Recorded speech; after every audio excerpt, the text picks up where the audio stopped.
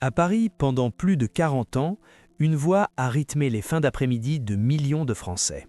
Une voix vive, ironique, omniprésente. Celle de Philippe Bouvard, figure tutélaire des médias, homme de mots, de répartie et de lumière.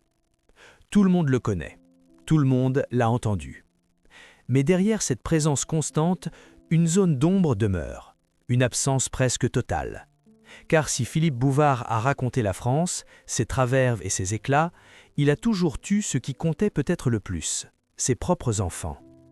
Aucun plateau, aucune archive, aucun récit public. Le silence est net, volontaire, persistant. Alors une question s'impose, centrale, dérangeante. Qu'est-il réellement arrivé aux enfants de Philippe Bouvard? La célébrité de leur père fut-elle un rempart ou une frontière infranchissable entre eux et le monde? Pendant des décennies, Philippe Bouvard n'a pas seulement été un journaliste ou un animateur. Il a incarné une institution médiatique. En France, il fut un temps où le quotidien de millions de foyers s'organisait autour de sa voix. En fin d'après-midi, à la radio, dans les cuisines, les voitures ou les bureaux, son timbre familier ne signalait pas seulement une émission, il instaurait un rituel collectif. Bouvard s'impose à une époque où la société française, marquée par les mutations politiques et culturelles, cherche à la fois la légèreté et l'intelligence. Il ne crie pas, ne provoque pas gratuitement, son arme c'est la langue, précise, ironique, parfois mordante, mais toujours maîtrisée. Il devient rapidement celui qui dit tout haut ce que beaucoup pensent tout bas. Aux yeux du public, il apparaît comme un esprit libre, un homme capable de tourner en dérision le pouvoir sans jamais perdre son élégance. Lorsque les grosses têtes s'installent durablement sur les ondes, l'émission dépasse le simple cadre du divertissement. Elle devient un lieu d'influence, un espace où se croisent écrivains, comédiens, intellectuels et figures publiques. Bouvard en est le chef d'orchestre. Il distribue la parole, règle le tempo, impose son humour et sa vision. Être invité à son micro, c'est accepter ses règles, s'exposer à son esprit, parfois à sa cruauté feutrée. La réussite est immense et surtout durable.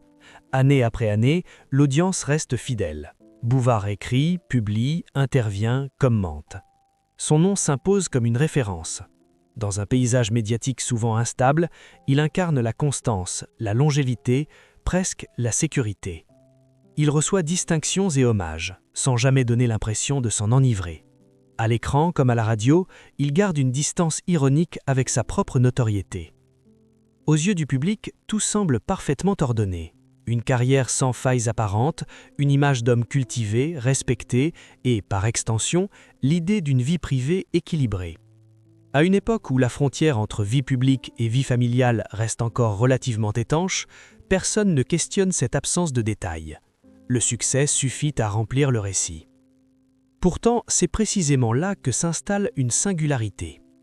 Plus la célébrité de Bouvard grandit, plus sa sphère intime se referme. Contrairement à d'autres figures de sa génération, il ne met jamais en scène sa famille. Pas de photos, pas d'anecdotes personnelles livrées aux médias. Ces enfants existent, mais hors champ. Ils ne sont ni revendiqués, ni exhibés, ils sont simplement absents du récit public. Dans ses livres autobiographiques, comme dans ses grandes interviews, Bouvard se montre disert sur son parcours, son rapport au métier, à la France, au temps qui passe. Il analyse son époque, dissèque les médias, évoque ses réussites et ses désillusions professionnelles. Mais dès que la conversation s'approche de la vie familiale, le discours change subtilement. Une pirouette, une plaisanterie, un silence. Le sujet glisse ailleurs, sans heurts, mais avec constance. Cette retenue, longtemps perçue comme une forme de pudeur, devient avec les années un élément frappant. À mesure que la société évolue, que l'intime des personnalités publiques devient un objet de curiosité, le choix de Bouvard apparaît de plus en plus radical. Il maintient une frontière nette entre l'homme public et le père. Une frontière qu'il ne franchit jamais. La gloire, dans son cas, se présente comme une lumière orientée. Elle éclaire la scène, le micro, le texte, mais s'arrête au seuil du foyer. Derrière ce rideau, tout reste invisible. Cette invisibilité, loin d'être accidentelle, semble construite, défendue, entretenue au fil du temps.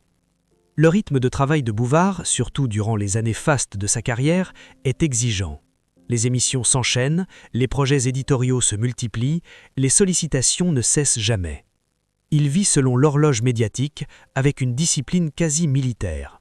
À l'extérieur, cette dévotion est saluée comme un exemple de professionnalisme. Mais à l'intérieur, une question se pose silencieusement. Quelle place reste-t-il pour ceux qui partagent sa vie hors des studios ? La figure publique de Philippe Bouvard devient alors paradoxale.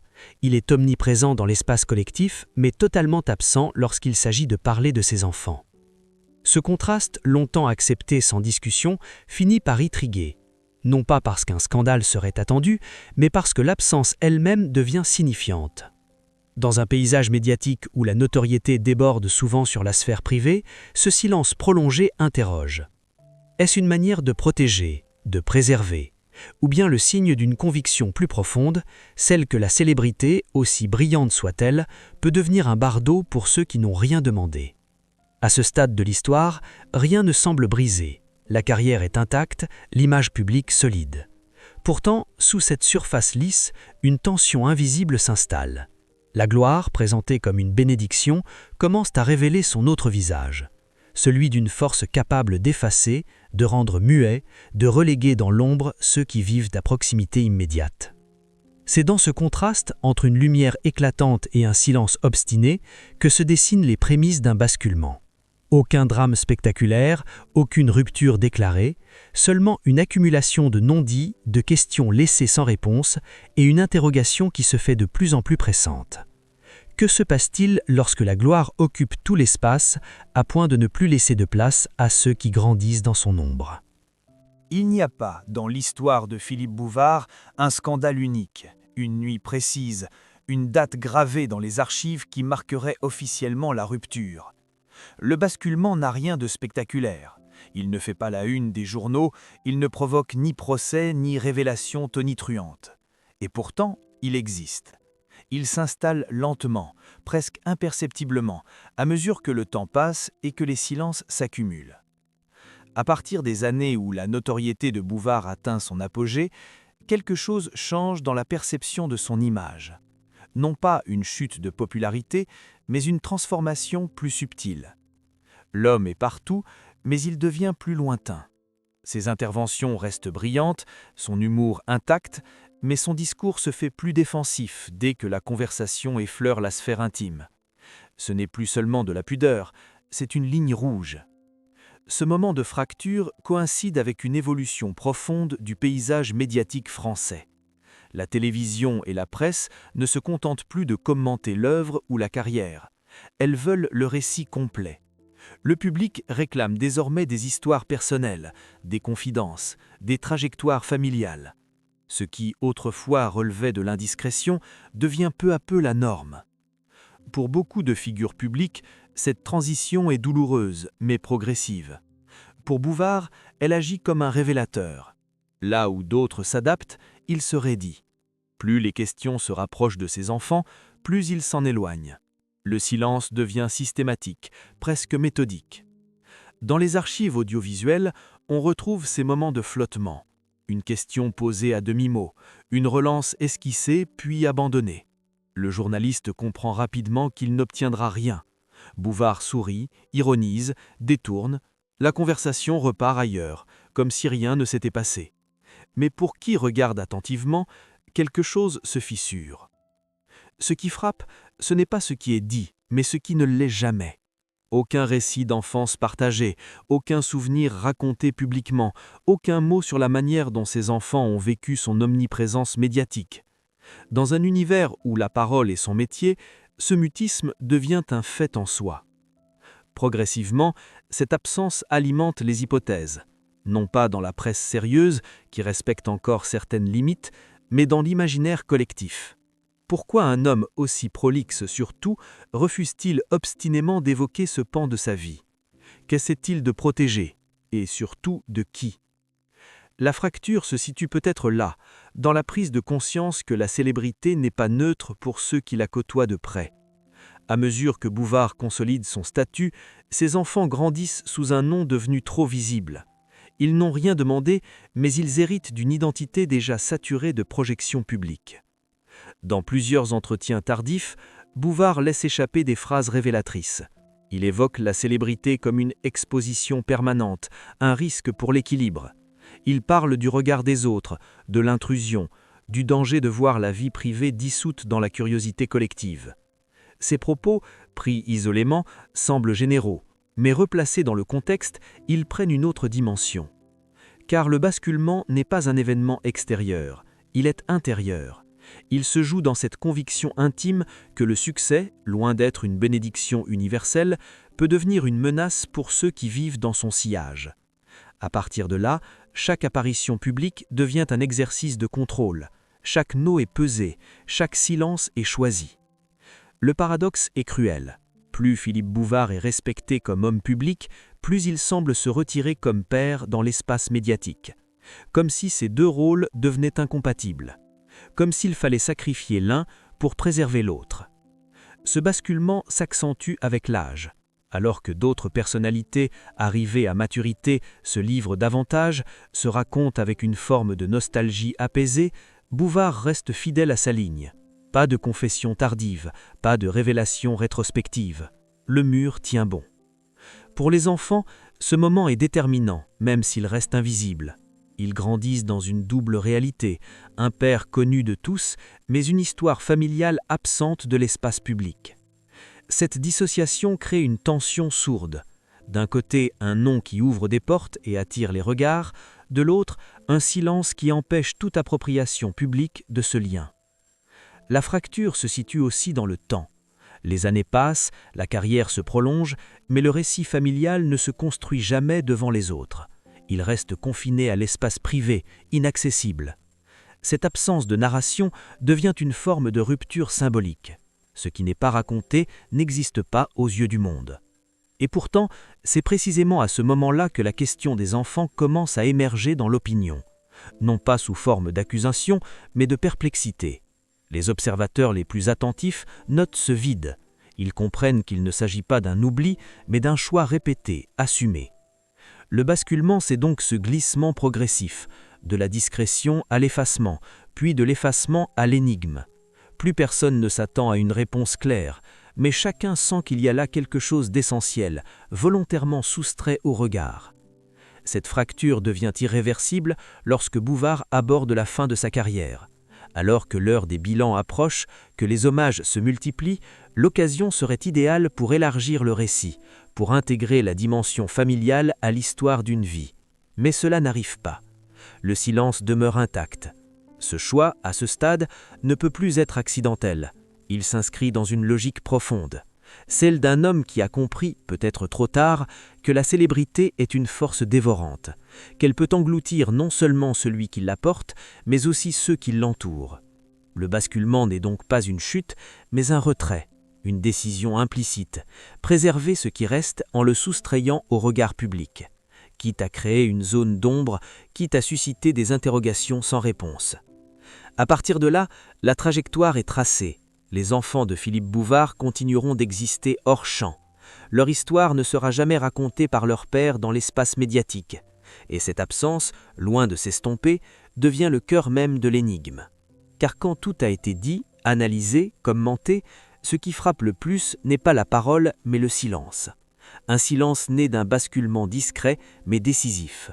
Celui où la gloire cesse d'être seulement un triomphe pour devenir un poids, et où la protection passe par l'effacement.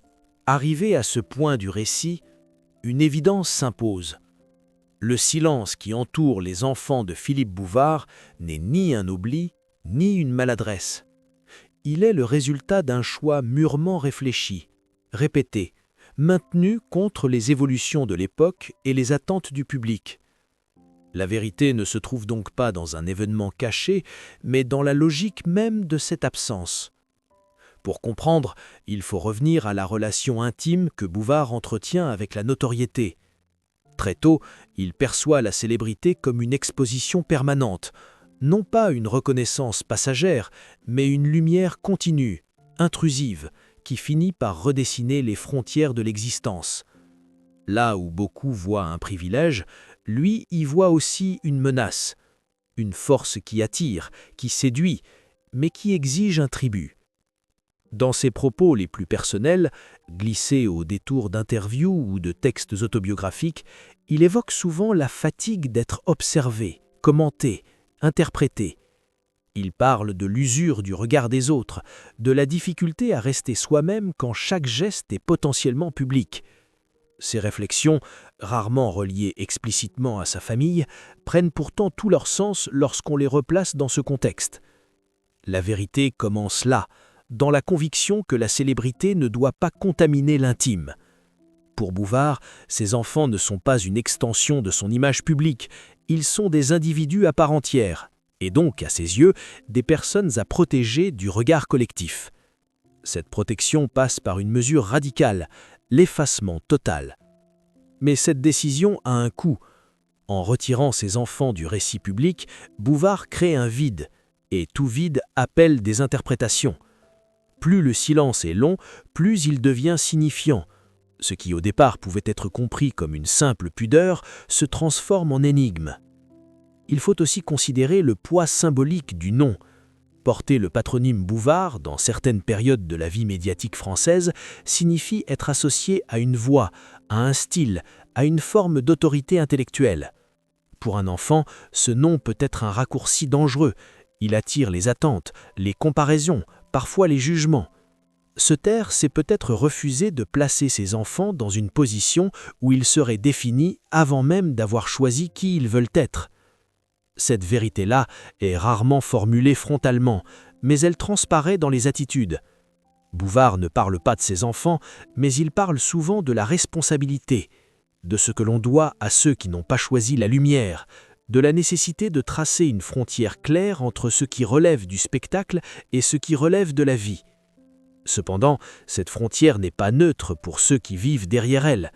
Les enfants grandissent dans une situation paradoxale. Leur père est connu de tous, mais leur lien avec lui est absent du discours collectif. Ils existent sans exister aux yeux du public. Cette invisibilité peut être vécue comme une protection, mais aussi comme une forme de négation symbolique.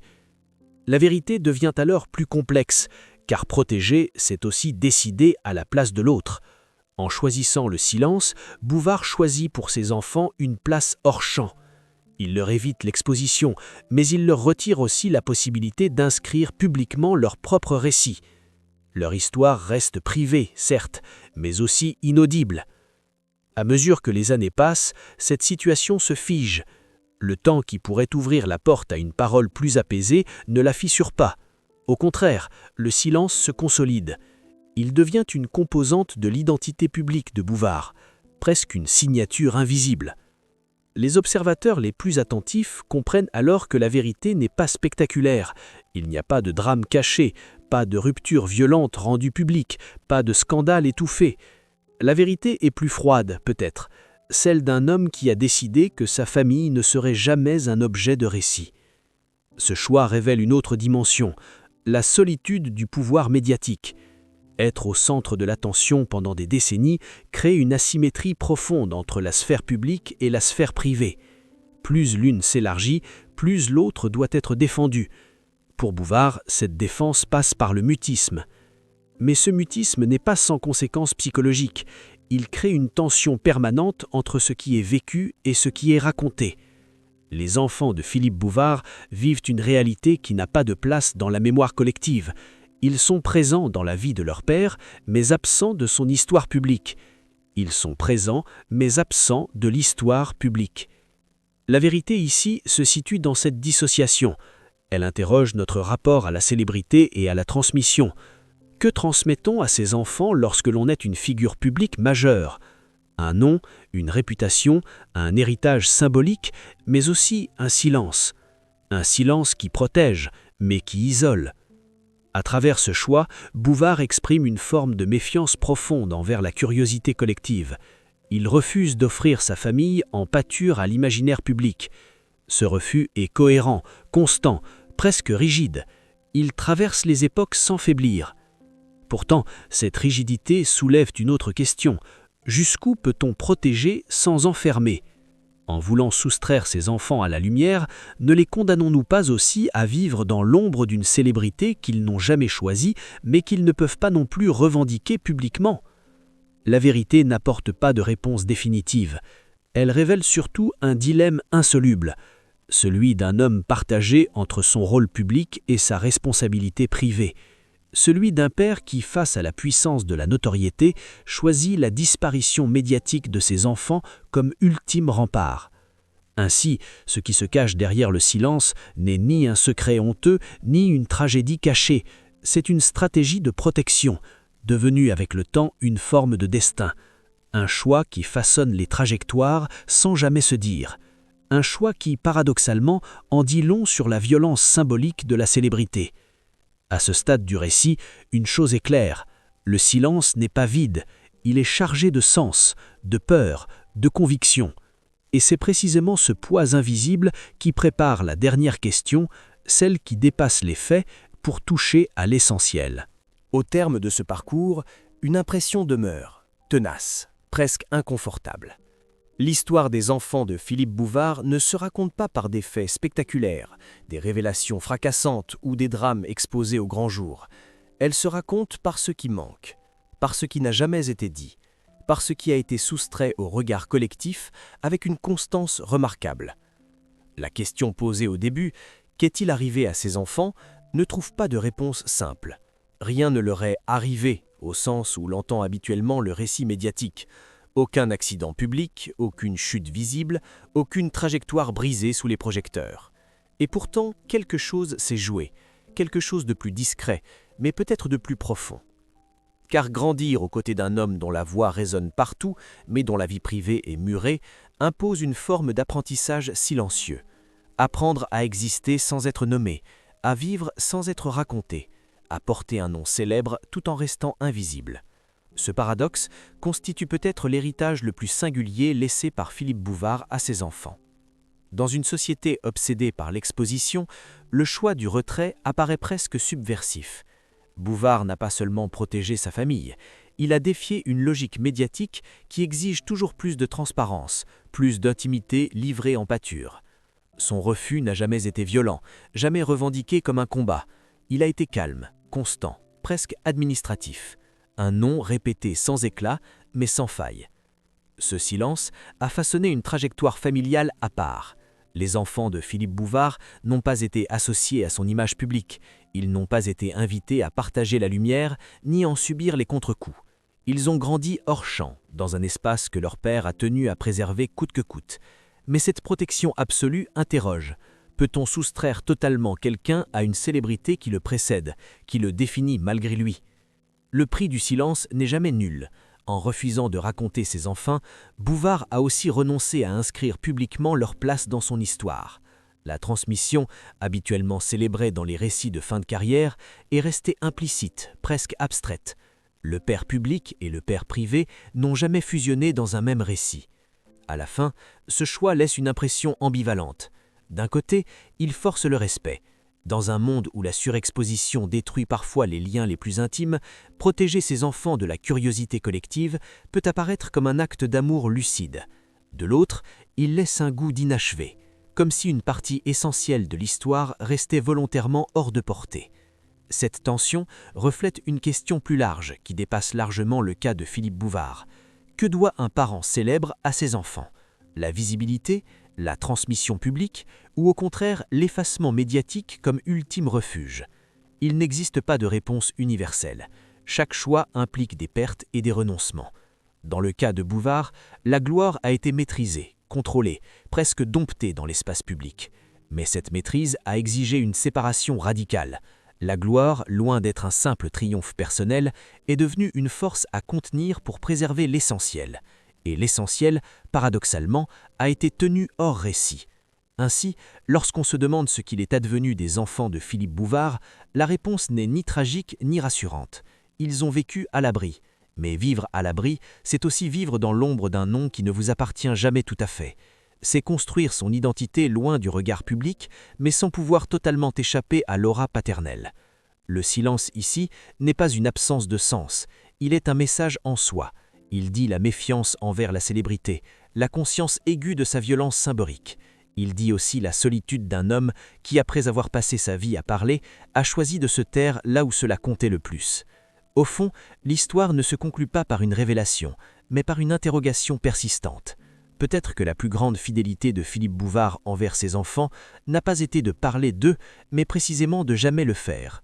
Peut-être que pour lui, aimer signifiait disparaître du récit lorsqu'il s'agissait de ceux qu'il voulait protéger. Reste alors cette image finale, celle d'une gloire immense, patiemment construite, et d'un silence tout aussi immense, soigneusement entretenu. Entre les deux, une famille qui a choisi ou accepté de ne jamais devenir une histoire publique. Et si la véritable question n'était pas ce qui est advenu des enfants de Philippe Bouvard, mais plutôt que perd-on et que sauve-t-on lorsqu'on décide que la célébrité s'arrêtera aux portes de la famille ?